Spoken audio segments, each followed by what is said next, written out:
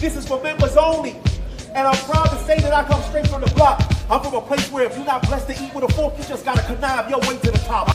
1, 2, 3, 4, 5. You ain't nothing but a...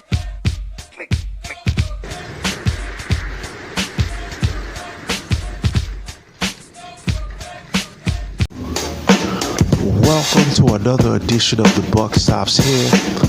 I am your host, Hound Dog Buck 50, one of the illest, if not the illest, battle rapper in the game. Here to bring you the latest in battle rap news. And this week, we're going to talk about Danny Myers. Why isn't he on Gnome 10? And where he possibly went wrong, in my opinion, to not be on Gnome 10. Let's talk about it. I am your host, Hound Dog Buck 50, here to talk about Danny Myers and why he isn't on Gnome 10. I'm going to take my time with this blog. I'm going to break a few things down. It's going to seem like I'm going off, but when I make that U-turn, you're going to realize, okay, I see where you're going. First of all, let's talk about Danny Myers. Danny Myers is a battles rapper. He shows up with his hard hat every time and he goes to work. Never shortchanges you. I think it's only one battle I recall seeing Danny in. It was like it was an unknown guy, so I'm assuming the dude probably paid him. And Danny sounded a little unprepared. That was rare because Danny even shows up against unknowns. But in that battle, he sounded like he was freestyling. But for the most part, Danny does what Danny does. Win or lose, he always, brings 100%. So, the question has been, since Danny has been on URL, why can't Danny get some of the bigger plates? Like the Summer Madness, the Gnome 10. And, a lot of people were hoping that Danny would perhaps be on Gnome 10, but he wasn't. Now, here's my thing with Danny. I said this before in the blog, but I'm going to say it again.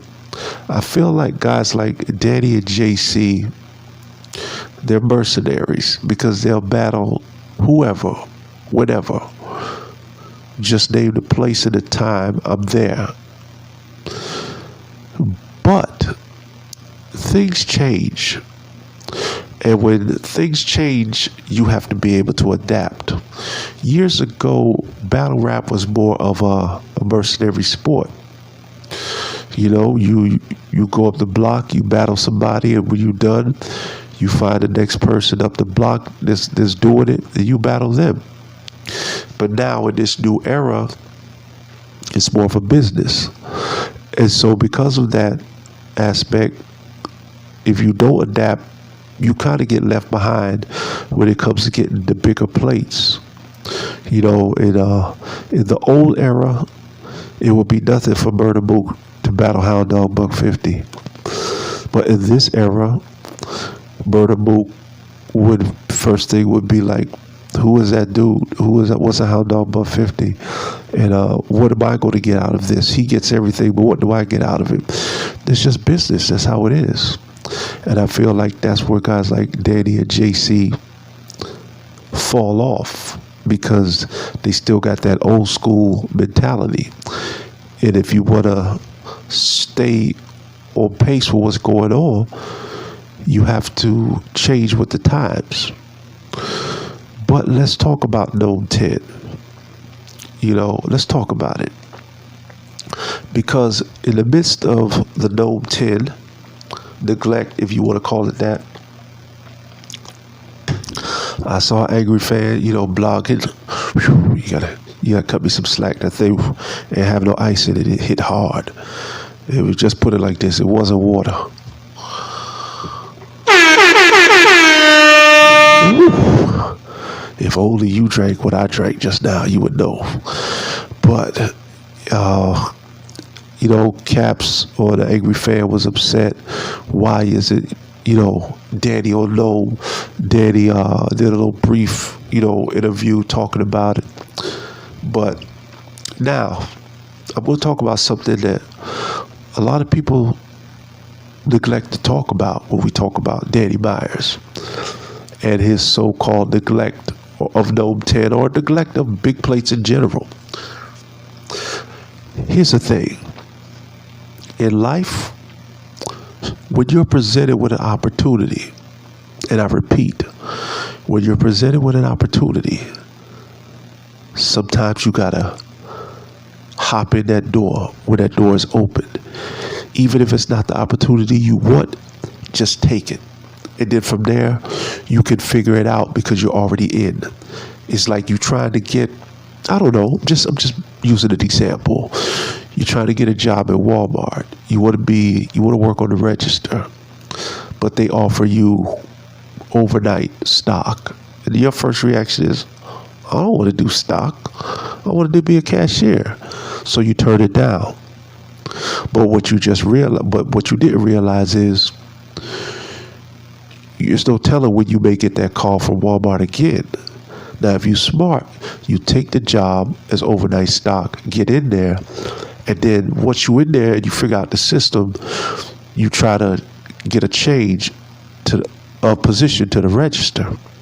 Now, a lot of people are confused right now, but this is where I break it down. For those of you that remember, a couple of years ago, Danny Myers was offered Chef Trance for Summer Madness. Now you see where I'm going with this. What did Danny say? Because Chef Trance had lost his brother and that he was cool with him, he didn't want to battle him. And besides, he would have preferred to get a bigger name. But you know what? And I remember thinking like, Danny, you messed up. Because here's the thing. He didn't have to say nothing personal to Chef Trance. They could have just, if they knew each other, they could, and Chef Trance was a little upset too because that would have been a look for him. You know, they could have talked that out like, nah, man, we ain't gonna do nothing personal. It's a look for both of us. For example, I'm cool with Don Marino. Shout out to Don because he's recovered from the, COVID situation. Shout out to him. Much respect, Don. Get well. But if you ask me, a lot of people ask me when I battle Don. It's not really something I want to do because I travel with him on the road with him. It would feel weird. But if we was both on URL and they offered us Summer Madness, at that point, I got to pull Don aside and be like, yo, this is a great look for both of us. We got to go there, but we don't know when we gonna get this opportunity again. You take it and you hit the stage. You get two things accomplished. One, you get on Summer Madness. And two, they look at you in a different light. Because see, now the fact, it doesn't matter who he battled. It's just like some people say they wish Saga or Mike P could have got somebody else. Or no. Okay, cool. But you know what? At the end of the day, you still go down as somebody that was on Gnome. You cross the threshold of just being that guy that's booked for the Survivor Series or Born Legacy. So that in itself is a victory because you break that stigma of being that guy that only gets booked for those events. And I felt that in itself would have been a major accomplishment for Danny Myers. But he didn't take it. And I remember thinking like, Danny, this is not a smart move, bro. Because you needed that. If that was Sue Surfer somebody, you might say, oh, goods. You might say, okay, I get it. But when you that person is trying to break through, nah. I don't want to hear nothing about Chef Trance is your friend. You talk to that man and you tell him like, look, this is an opportunity for both of us. I'm not going to say nothing personal. If you don't say nothing personal, let's just go at it. And that's what was supposed to have happened. And that to me is one of the reasons why it's been hard for him to get back on that Gnome Summer Madness type stage. A lot of people are forgetting that. They're just saying Danny's getting overlooked. But he was offered Summer Madness. I don't care if it was Chef Trance. I don't care if it was me. It's still Summer Madness. That's what you got to remember. If URL calls me out the blue and says, we'll give you your honor on Summer Madness, do you think I'm going to sit around and be like, why couldn't they give me Shotgun Suge? Bro, it's Summer Madness. Get your ass on there and work, because you still leapfrogged over everybody else. It's Summer Madness. And I feel like Danny really got to make better decisions. You know, him being neglected for this particular one, you could say whatever. But that Chef Trance situation, that was his chance to eat, as Surf would say, get in that door. And then and by doing that, he now crosses the he breaks the threshold, he breaks the stigma of being that guy that only does the volumes or the board legacies. Just like that. He leaves into another world.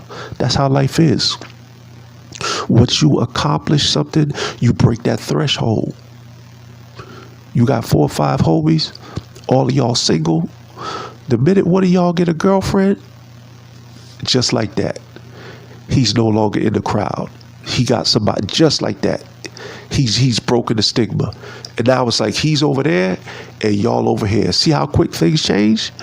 You can be broke your whole life, but the minute you become a millionaire, it's a new it's a new day. It's a new day. Things change just like that. You are no longer in that realm. It is what it is. And I want to see Danny get justice, but at the same time, it's hard for me to feel sorry for Danny, because Danny, you had a great opportunity, and you told them people you didn't want to do it. Does that mean I'm trying to say you should never get an offer to be on the main stage again? No.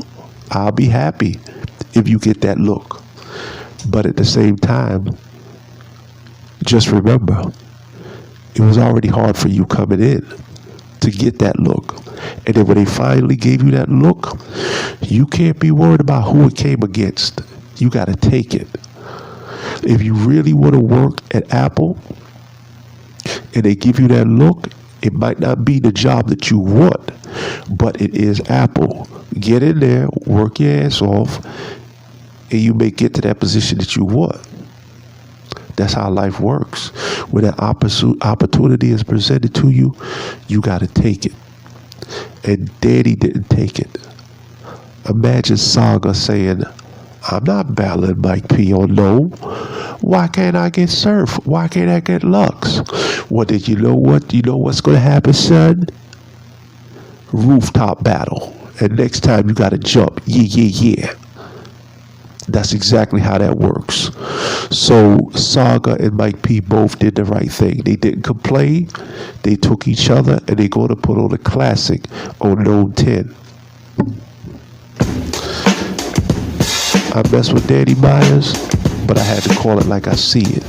And in the meantime, peace, love, and whatever else you think of love.